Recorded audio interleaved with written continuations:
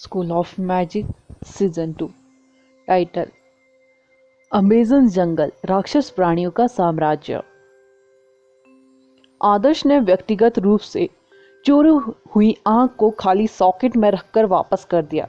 जैसे ही उसने मणि वापस रखी, उसने अपना सिर उठाया और हवा की तरह आकाश में राक्षस पक्षियों की एक शानदार सेना दिखाई दी। इतना शानदार नजारा देखकर आदर्श आश्चर्य में डूब गया, लेकिन जल्द ही आसमान साफ हो गया और अपना रंग वापस लिया। यह बिल्कुल साफ था, एक भी बादल नजर नहीं आ रहा था।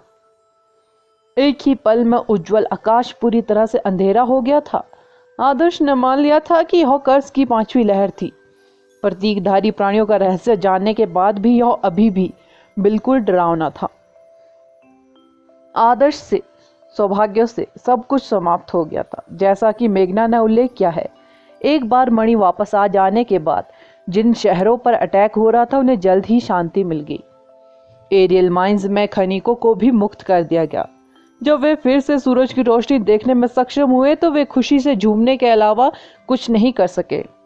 शिविर में लौटने के बाद आदर्श को एहसास हुआ कि जनरल मॉट के चेहरे पर एक बिल्कुल अप्रिय भाव था। इस बीच वे जो शायद ही कभी मुस्कुराते थे, एक रहस्यमयी मुस्कान लिए हुए थे। उसने आदर्श से यहाँ तक कि कहा वह उसके लिए एक बड़ा उपहार तैयार करेगा। आदर्श उलझन में था। वह उसे अचानक कोई उपहार क्यों देना चाहेगा? क्या एरी ने पहले ही उन्हें वे संसाधन देने का वादा नहीं किया था जो शुरू में उनकी राष्ट्रीय टीम को आवंटित किए गए थे? एरी ने वास्तव में अपनी बात रखी। उन्होंने सभी से अपनी जरूरत के संसाधन चुनने को कहा। यह ध्यान में रखते हुए कि लिटिल फ्लेम बेले को गहरी नींद से जागने के बाद निश्चित रूप से बहुत सारा खाना खाने की आवश्यकता होगी, आदर्श ने एरी से काफी सारे फायर सोल सीड्स प्राप्त किए। लिटिल फ्लेम बेले जल्द ही युवा चरण में पहुंच जाएगी। उसका मुख्य सेवन सोल सीड्स होगा, क्योंकि सोल सीड पीस की ऊर्जा अब उसकी भूख को संतुष्ट करने के लिए पर्याप्त नहीं थी। हालांकि आदर्श ने अपने दूध पाउडर पर पैसा खर्च करने में संकोच नहीं किया। यह जानते हुए कि वह भविष्य में फ्लेम बेले महारानी के रूप में विकसित होंगी, वह निश्चित रूप से अपनी बेटी को सबसे अच्छा दूध पाउडर देगा जो उसे मिल सकता था। टीम ने पेरू में कुछ और दिन बिताए। आदर्श ने एरी से सुना कि भारतीयों के वंशज सैटन किसी तरह की परेशानी में थे और उन्हें बड़ी रकम की जरूरत थी। कुछ लोगों के उकसाने पर उसने अपने पूर्वजों का खजाना चुराने का फैसला किया। आदर्श ने शुरू में सोचा कि वह आदमी कुछ जंगली महत्वाकांक्षा हासिल करने की कोशिश कर रहा था। हालांकि जब उसे पता चला कि वह आदमी केवल नशे का आदी था और उसे पैसे की सख्त जरूरत थी तो वह मदद नहीं कर सका। लेकिन तूफान में छिपे प्राचीन खंडरों और राक्षसों द्वारा संरक्षित नाज़का लायंस के लिए खेद महसूस किया। समय बहुत कुछ बदलने में सक्षम था, यहाँ तक कि लोगों का सबसे प्रतिभाशाली समूह भी आधुनिक दुनिया की सड़ी गड़ी विलासिता से भ्रष्ट हो जाएगा। वह आदमी हठपूर्वक चीजों को गलत तरीके से करने पर अड़ा रहा, तब भी जब एक आपदा उसके दरवाजे पर पहले से ही खड़ी थी। हालांकि जैसी चीजें आदर्श की चिंता का भविष्य नहीं थी।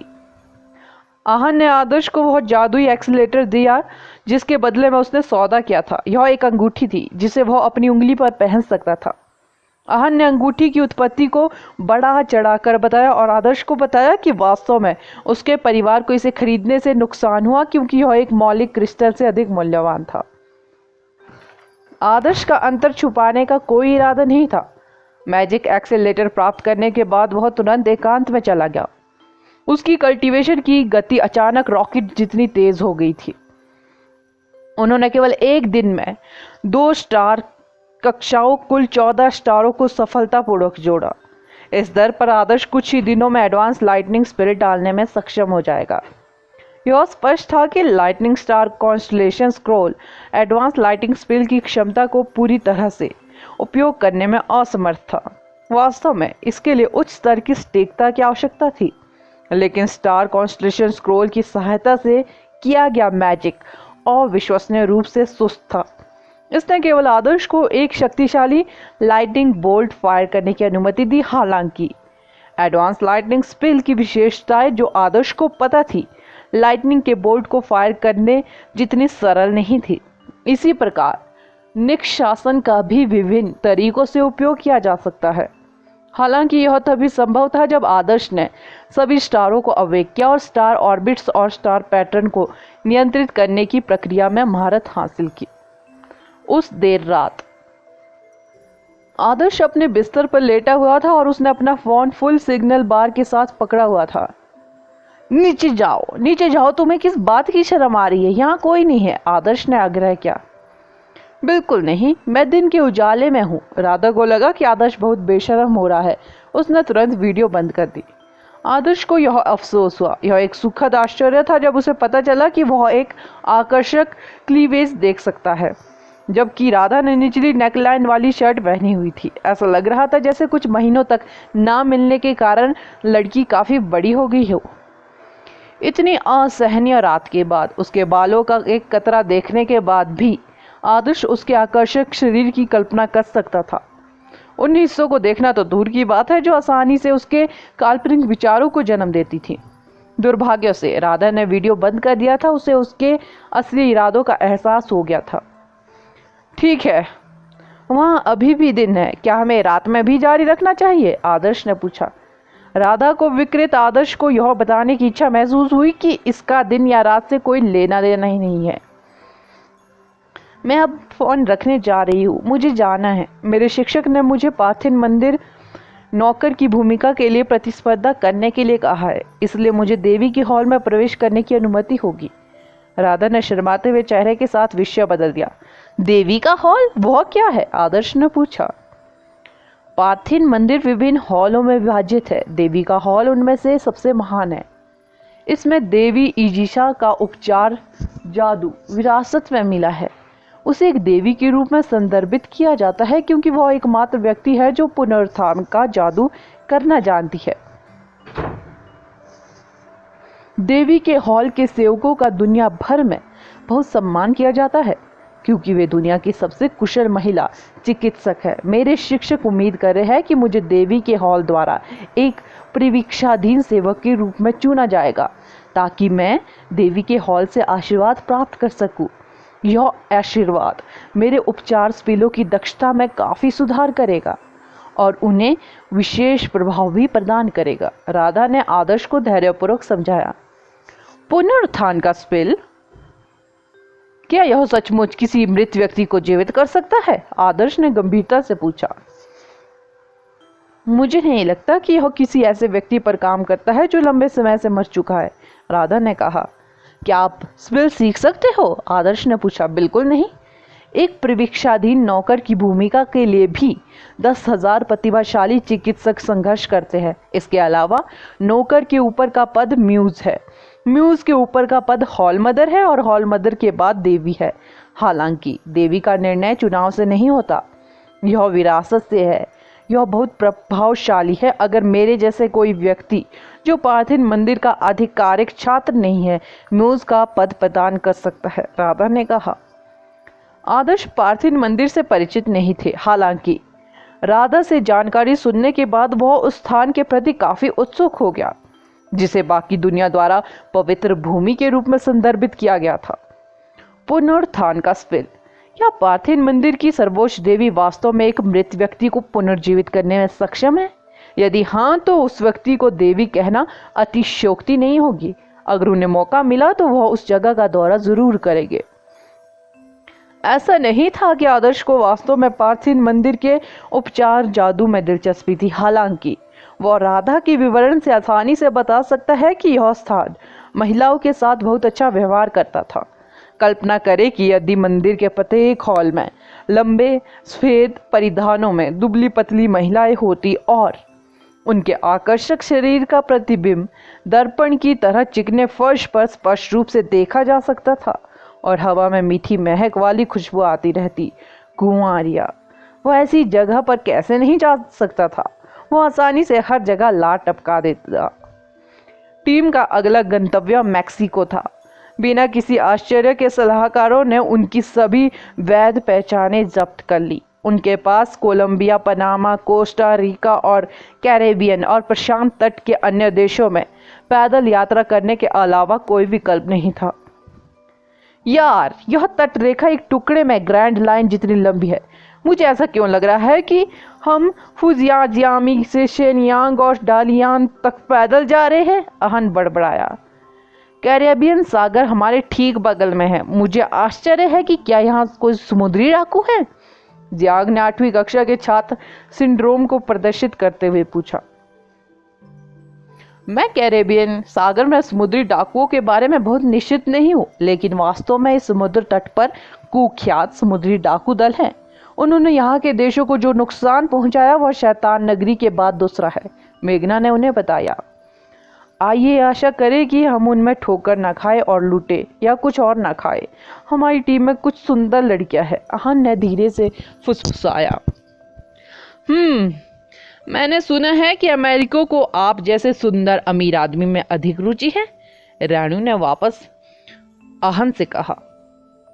मैं अमेजन जंगल में ट्रेनिंग लेने के बजाय कैरेबियन सागर में यात्रा करना पसंद करूंगा। जाहिर है अमेजन जंगल राक्षस प्राणियों का साम्राज्य है और यहाँ कोई भी रहने वाले राक्षस प्राणियों की संख्या का अनुमान लगाने में कामयाब नहीं हुआ है। पूरी जगह राक्षस प्राणियों के झुंड और यहाँ तक कि भीड़ से रेंग रही है। अगर हमें यहाँ ट्रेनिंग के लिए भेजा जाता तो हमारा ट्रेनिंग जल्द ही समाप्त हो जाएगा, जियांग ने ठंडे स्वर में दावा किया। अमेजन को जब रंगों के आधार पर वर्गीकृत किया जाता है तो उसके किनारे पूरी तरह से लाल होंगे और थोड़ा अधिक गहराई वाले क्षेत्र सभी पर्पल होंगे। यदि कोई अमेजन जंगल में गहराई से प्रवेश करता तो यह शंघाई के मध्य में एक छोटे प्राणी के प्रवेश के समान होगा। राक्षसों का शहर, इसे ही अमेजन जंगल कहा जाता था। वास्तव में यदि उनका अगला गंतव्य मैक्सिको के बजाय ब्राजील होता तो वे गंभीरता से मान लेते कि उनके पागल सलाहकार उन्हें डीमन प्राणियों के शहर के केंद्र में फेंकने की योजना बना रहे थे। उन्हें ट्रेनिंग के लिए भेजना अमेजन जंगल में डीमन जानवरों को खिलाने का एक बहाना मात्र था। वैसे वे भाग्यशाली थे कि उन्हें कैरेबियन सागर के पास वहां के देशों के समुद्र तट के किनारे जमीन पर यात्रा करने के लिए कहा गया था। टीम को देशों के बीच की सीमा पार करने में ज्यादा परेशानी नहीं हुई। वे कोलंबिया से गुजरे और धीरे धीरे कैरेबियन सागर के पास पहुंचे। वे पैदल ही चलते रहे, यह ध्यान में रखते हुए कि जब पानी पर या पानी के अंदर लड़ने की बात आती है तो टीम में हर कोई एक्सपर्ट नहीं था। उन्होंने इस बार नाव नहीं ली। वे इस समय उष्ण कटिबंध में थे। यात्रा के दौरान नारियल के पेड़ काफी आम थे। वे बहुत सारे गांवों, कस्बों, छोटे शहरों से भी गुजरे, जिनमें से अधिकांश की सड़कों के किनारे नारियल के पेड़ों की कतारें थी और इमारतें मुख्य रूप से पुआल और लकड़ी से बनी थी।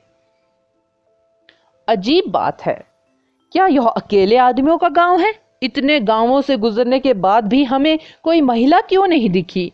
आन को शायद अकेलापन महसूस हो रहा था और उसने फिर से शिकायत करना शुरू कर दिया। वे सभी दोस्त हैं, उनके पास कोई सुरक्षा व्यवस्था भी नहीं है। यदि समुद्री राक्षस आए तो वे समाप्त हो जाएंगे। मेरा मानना है कि वे आवश्यक रूप से समुद्री राक्षसों से नहीं डरते हैं।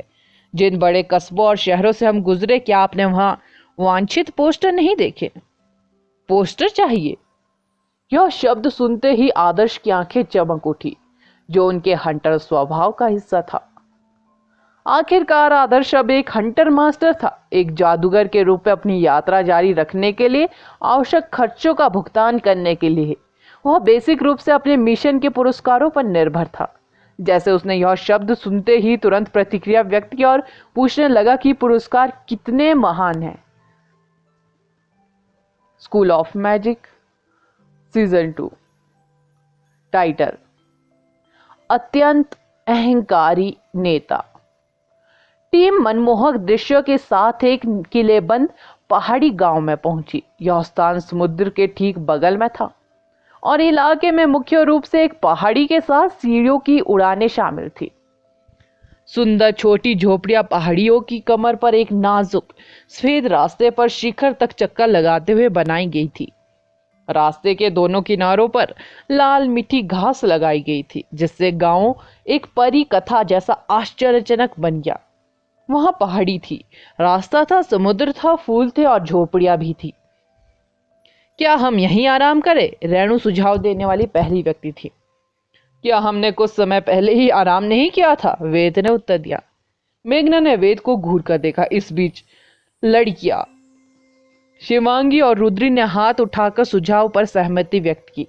उनकी चमकती आंखों से कोई भी आसानी से बता सकता था कि वे दृश्य का आनंद ले रहे थे, क्योंकि यह कुछ ऐसा था जिसे वे केवल अपने सपनों में देख सकते थे। यहाँ तक कि आकाश और बादल भी अन्य स्थानों की तुलना में अधिक रंगीन थे।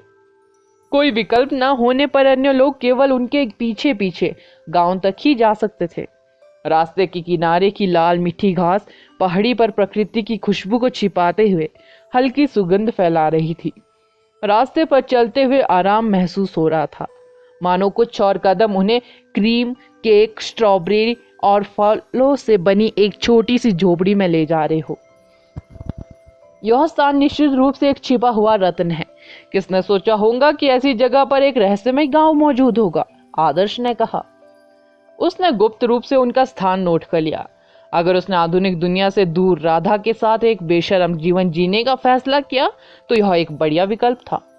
वह कल्पना कर सकता था कि यदि वे यहाँ कुछ दिन बिताएंगे तो उनके बच्चे जल्द ही इतने बूढ़े हो जाएंगे कि वे उनके लिए काम चला सके।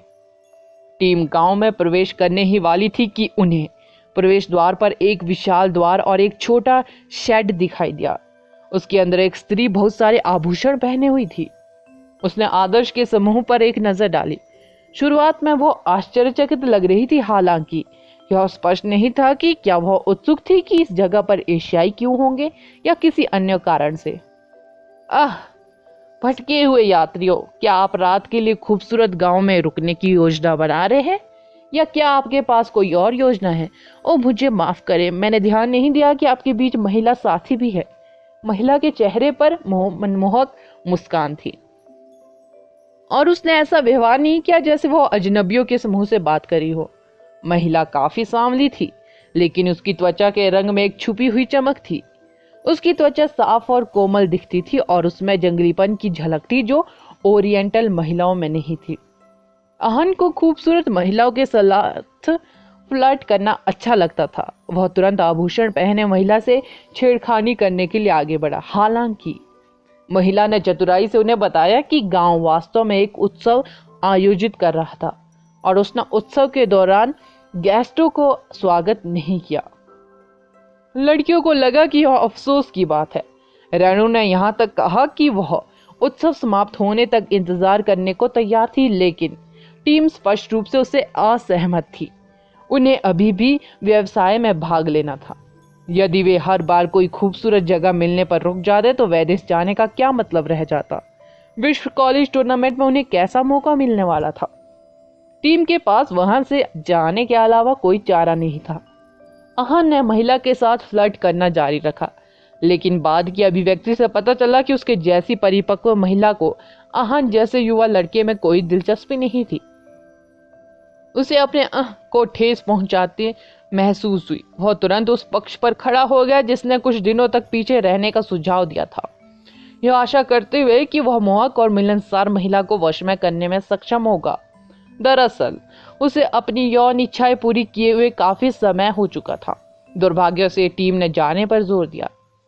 वे रात्रि विश्राम के लिए सूर्यास्त से पहले पास के शहर को खोजने के लिए पहाड़ से नीचे उतरते रहे। मुझे इस महोत्सव में काफी दिलचस्पी है। आप में से बाकी लोग पहले आगे क्यों नहीं बढ़ते और मैं जल्द से एक नजर डालता हूं। मैं सूर्यास्त से पहले आप सभी को पकड़ लूंगा, आदर्श ने अचानक सुझाव दिया। मुझे भी साथ ले जाओ, मैं भी तुम्हारे साथ चलूंगी, रेणु ने आदर्श के साथ जाने पर जोर दिया। वेद और मेघना दोनों ही अवाक रह गए। उन्होंने बस उन्हें सावधान रहने को कहा और अपनी यात्रा पर आगे बढ़ गए। धिक्कार है, मैं कसम खाता हूं कि मैं सूर्यास्त से पहले उस औरत को अपने वश में कर लूंगा, अहन ने कहा। वह निर्णायक रूप से घुमा और शेड की ओर चला गया। आदर्श के गांव वापस जाने का कारण बहुत सरल था। ऐसा इसलिए था क्योंकि उसने असैनसोर की रोशनी को उत्सर्जित होते हुए देखा था जो गांव की ओर इशारा कर रही थी। गोला भरने से उसे डीमन एलिमेंट का उपयोग करने की अनुमति मिल जाएगी। इस प्रकार उन्होंने गांव के नियमों के विरुद्ध जाकर भी जांच करने पर जोर दिया। हालांकि जब रेणु ने भी आने पर जोर दिया तो आदर्श शौक रह गया। उसे कोई अंदाजा नहीं था कि महिला क्या कर रही है, क्या वह वास्तव में अपनी उम्र के बावजूद अभी भी परियों की कहानियों से प्रभावित थी? क्या वह आहन की तरह अधिक यथार्थवादी नहीं हो सकती? आहन महिला के साथ फ्लर्ट करने गया था। आदर्श और रेणु ने पहाड़ पर चढ़ने के अवसर का लाभ उठाया। उनकी कल्टीवेशन के साथ भले ही प्रवेश द्वार पर मौजूद महिला एक जादूगर थी, लेकिन ऐसा कोई रास्ता नहीं था कि वह उनके चुपके से अंदर आते देख पाती। वे लाल मिट्टी घास के रास्ते पर चलते रहे और जल्द ही झोपड़ियों के समूह वाले एक गांव में पहुंचे। यहाँ बहुत सारे जादूगर हैं।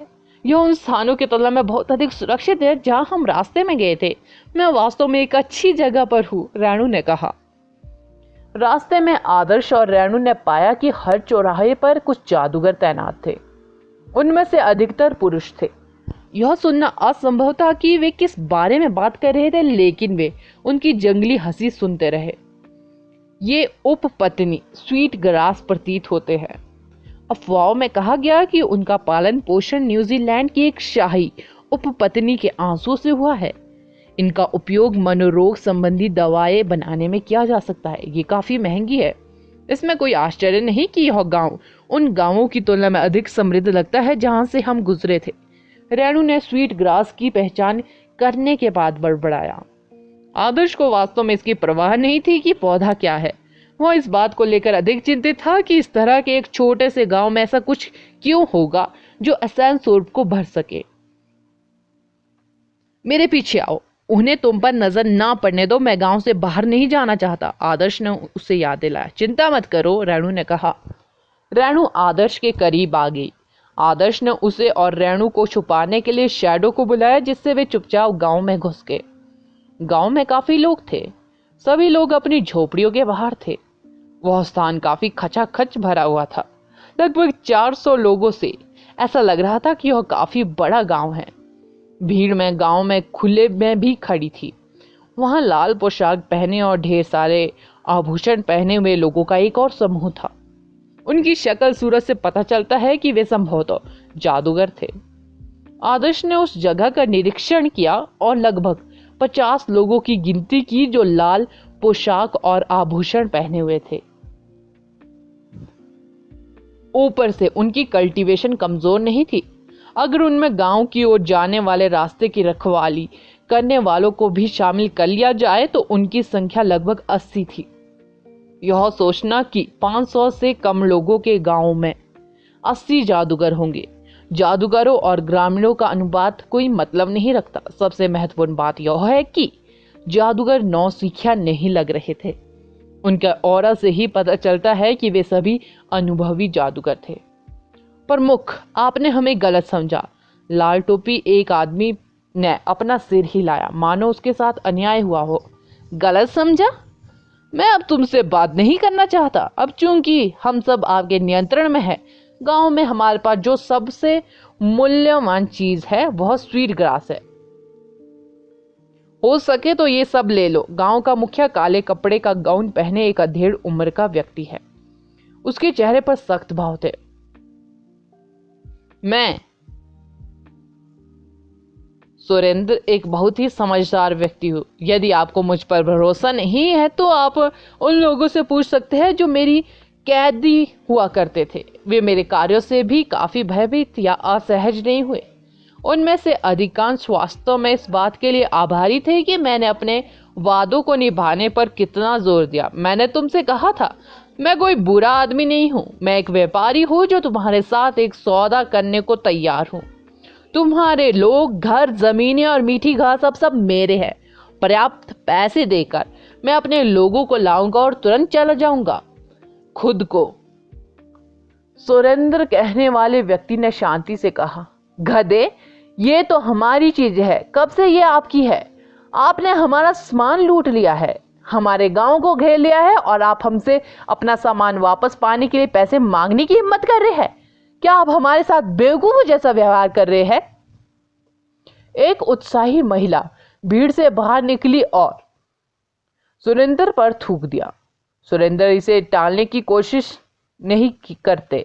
उसने अपना रुमाल निकाला और धीरे से अपनी छाती पहुंची। फिर उसने महिला की लार वाला रुमाल उसकी अपनी नाक पर रखा और उसे सूंघा और फिर मुस्कुराते हुए कहा, मैं गंध महसूस कर सकता हूँ। आप एक ऐसी महिला है जिसे पहले किसी पुरुष ने नहीं सहलाया है। मैंने आपको अपने व्यवसाय योजना पहले ही बता दी है, इसलिए यह आपको तय करना है कि आप इसे स्वीकार करेंगे या नहीं। निसंदेह यदि आप फिर से रेड ऑर्नामेंट्स गिल्ड के नेता का अपमान करते हैं तो मैं आपको केवल एक ही रात में उतने पुरुषों का स्वाद चखाऊंगा जिन्हें आप अपने पूरे जीवन में चख सकते हैं। उसकी बातें सुनकर उत्साही महिला का चेहरा तुरंत पीला पड़ गया।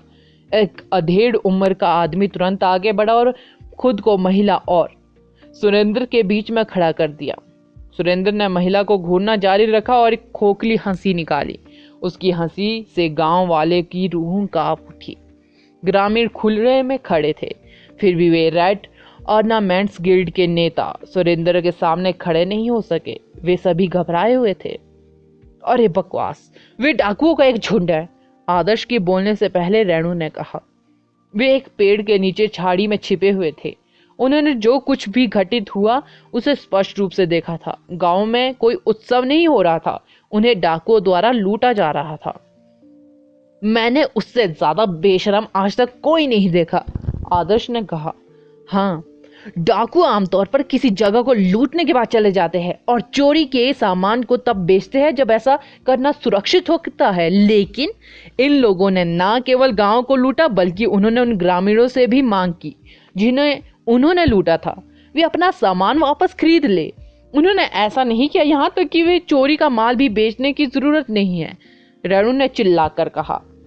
इसके बारे में बोलते हुए, जिन कस्बों और शहरों से हम गुजरे, क्या हमने वहां बहुत सारे वांछित पोस्टर नहीं देखे? क्या वे रेड ऑर्नामेंट्स गिल्ड के लिए पोस्टर नहीं चाहते थे? आदर्श को अचानक कुछ याद आया। हाँ, और पुरस्कार भी बुरे नहीं है। आदर्श शांत हो जाओ, वे बहुत सारे हैं। जब रेणु को एहसास हुआ कि आदर्श क्या सोच रहा है तो उसने तुरंत इसके खिलाफ सलाह दी। अगला एपिसोड जानने के लिए बने रहे मेरे इस चैनल के साथ। Thank you.